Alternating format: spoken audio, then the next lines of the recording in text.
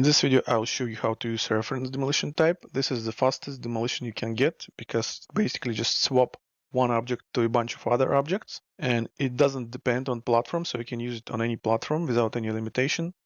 There are several object types which you can use as a reference, which you can define here.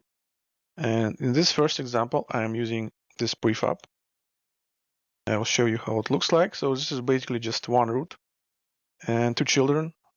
First child is just a mesh of this partially damaged column, which I created using Rayfire shatter component. And the second object is this particle system. So very simple setup. I'll delete it this time. When I will demolish this object, it will simply swap itself to this prefab, instance of this prefab.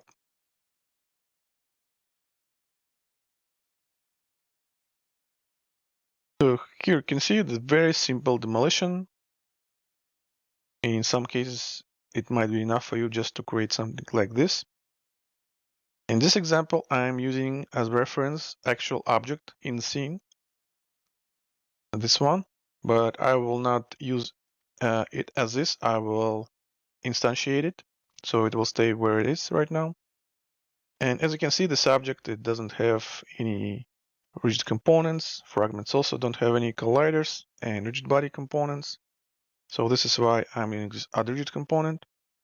And when I will demolish this object, it will swap to instance of this pre-fragmented column and add all necessary components.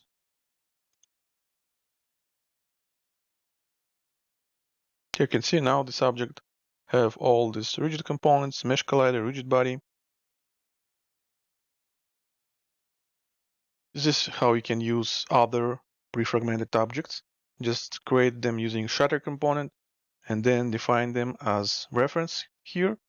And when your object will be demolished, it will be changed to this root with all these fragments, and all of them will get colliders, rigid body components, and will be simulated. In this example, I'm using connected cluster, which is also in the scene, this one. This time, I'm using basically the same root with fragments like here, but in this case, I'm using this connected cluster setup.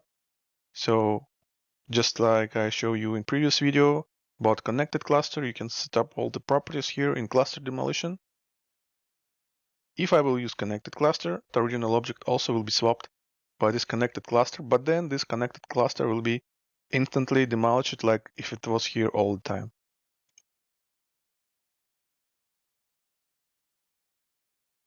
Here you can see it was demolished. I got these connections here, and only upper part was demolished because this is where the rock hit this column. So this is how you can use connected cluster as reference demolition if you don't want to have all these fragments all the time in your scene. So you can use just one solid object, and when it will be necessary, it will be swapped to instance of this connected cluster. And again, I am using this object in scene, but you can use it prefab instead of object in the scene. And in this example, I'm using also nested also cluster, but this time this is nested cluster. A nested cluster is object in which we can predefine how object will be demolished. So first it will be demolished to all these children. So you can see I have this mesh object here, and it means that after demolition I will get all these fragments as separately simulated fragments, and then I will get these two, this upper part and this bottom part, as nested cluster as well, and it will be possible to demolish them further.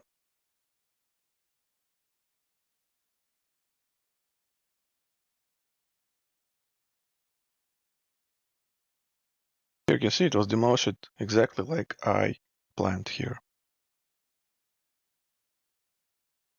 First property here is action, and it defines how exactly this reference will be used. So first option here is instantiate. In this case, you can define some prefab at the assets, and in this case, I'm using this column with a bunch of fragments. And second option here is set active. In this case, I will use this object which is already in scene. As you can see, it's the same object, but this time it's in scene, and I will need to have it deactivated. So when I demolish my left object with predefined prefab as reference and instantiate action. It will simply instantiate this prefab, put it here, and add all necessary components and simulate them.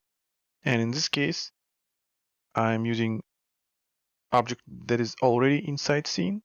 When I demolish it, so here you can see this object here, mesh root 2. When I demolish it, it just swaps with the original object and activates.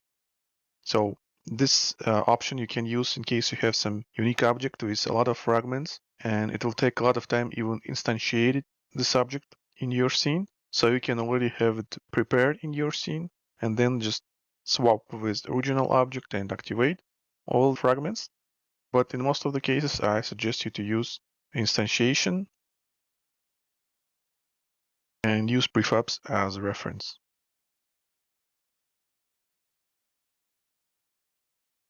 Next property here is add rigid property, and it allows you to automatically add all necessary components, including rigid component, to your instance of your reference. And in this case, I'm using this empty root. It's a bunch of fragments. As you can see, there are no any mesh colliders or rigid body components on these fragments. With this add rigid component property enabled, when I demolish the subject and swap it with this one, not exactly this one, but the instance of this one, see all these fragments, they get rigid component, mesh collider, rigid body component, and thanks to this, they can be simulated. If I will disable rigid component and try again, with this reference, without any components necessary for simulation, it just will stay here because there is no any collider or rigid body components. And in this example here, I do not have it enabled, but as a reference, I'm using this setup here, the same column, but this time all fragments have mesh collider and rigid body components, so you can use your own setup. You don't have to add a Rayfire Rigid component. But if I will start play mode right now, all these fragments start to crumble. This is why I have it deactivated. And of course, you can use prefab as reference. This time I'm just using object and scene. And as you can see, add rigid property disabled. But if I demolish this object, it swaps with this instance of this hidden object here. And it simply creates instance of the fragments. You can see the same mesh collider, the same rigid body component, just like this one. So this is how add rigid property works. If you already have your own setup with colliders and rigid body components, then you don't need to use it. But if you have just a bunch of fragments without anything necessary for simulation, then you can define these fragments as a reference and then enable add rigid property.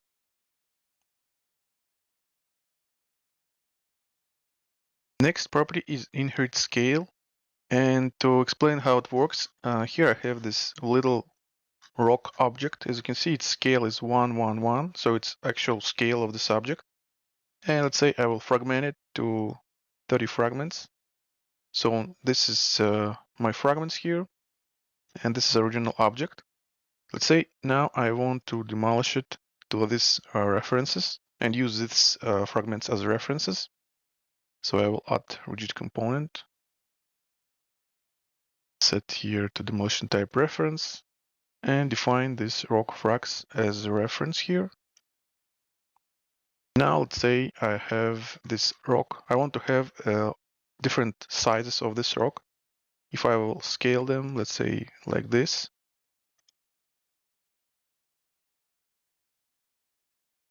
and with inherit scale disabled, when the subject will be demolished, you can see it will swap to this reference with its own scale.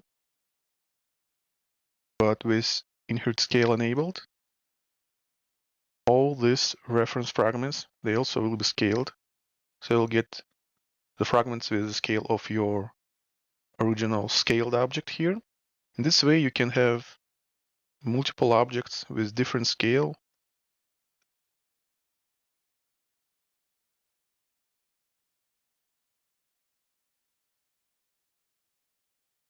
but you still will need to use just one reference with actual scale of fragmented object.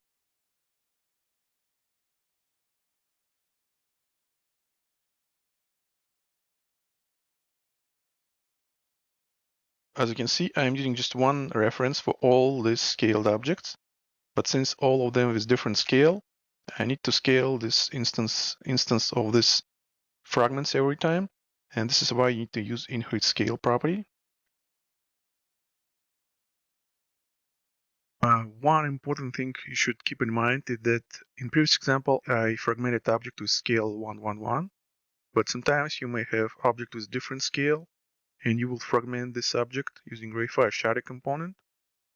And as you can see, after fragmentation, this root with fragments has scale 111 as well as fragments 111. So in this case, if we will try to use reference demolition with such object, so let me define these rocks as reference. As you can see, its scale right now is 3. If you will try to demolish this object with inherit scale property, it will apply this scale to this root, and this is why you get bigger fragments. In order to avoid this, when you let me delete my fragments here. So in order to avoid this, you can, if you already have scaled object here, you need to enable here original scale property in shatter component. So when you fragment your object, this root, it will also have the same scale. So now you again can use these rocks as reference and enable inherit scale.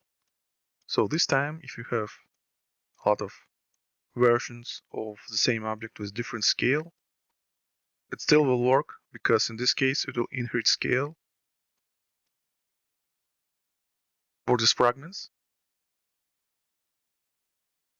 And this time it will work right because right now the root of all these fragments is also scaled, just like original object was scaled when you fragmented it.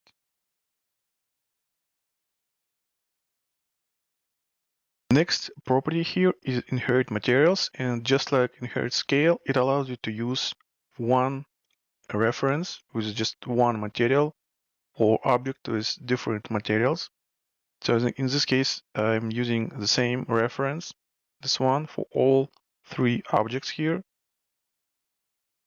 I'm using object in scene, but I will instantiate it. So in first example, the subject already has material just like the reference, and it will work just as expected when I will demolish it. But for this one, I'm using original object has different material, this orange material, and my inherit material is disabled. So if I will demolish it right now, it will just swap to instance of this object with its own material. But on the right example here, I will enable inherit materials property, and I will demolish it. It will get instance of the subject, but it will apply material of the original object. In this way, you can use just one instance with one material, but have a lot of objects which you want to demolish with different materials to add some variation. And with enabled inherit materials, after a reference will be instantiated, it will get material from the original demolished object. In all my previous examples, I was using this reference field, which allows you to use one reference and use it, but it's also possible to use multiple references here and pick random reference. So if you want to add some variation in your reference demolitions, you can create several prefabs. So let's say I will take this rock, scale it like this. So I will shatter it, let's say to 10 fragments. So this is my 10 fragments rock. And then I will shatter it again to 30 fragments. Give it 30 fragments name. And I can try maybe do one more time, maybe 60 fragments.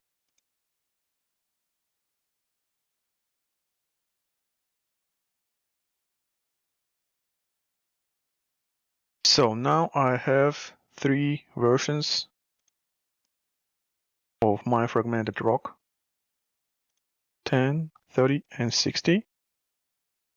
And now I don't need shatter anymore. I can go to rigid component, and here I can define all these references here.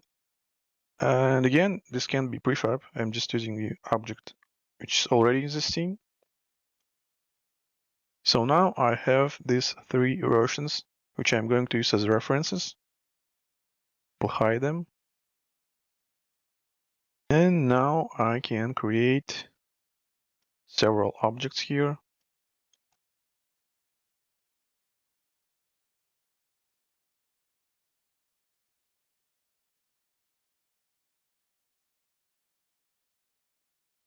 I will move them in height so they will not be demolished at the same frame.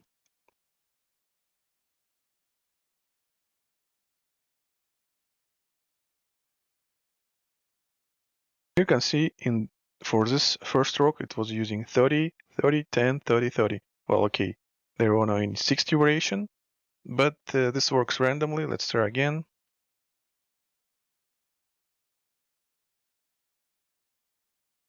Okay, so now you can see this time it used this 10 fragments for first one, 60 fragments for second, 30 fragments for this third version, 60 again, and then 10 again.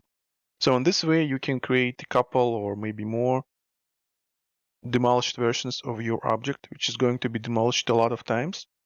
And in this case, it will pick random. So as you can see, it will pick just one and use it, pick it randomly, and this will add variation in your demolitions. So they will not look the same every time when you demolish one object over and over.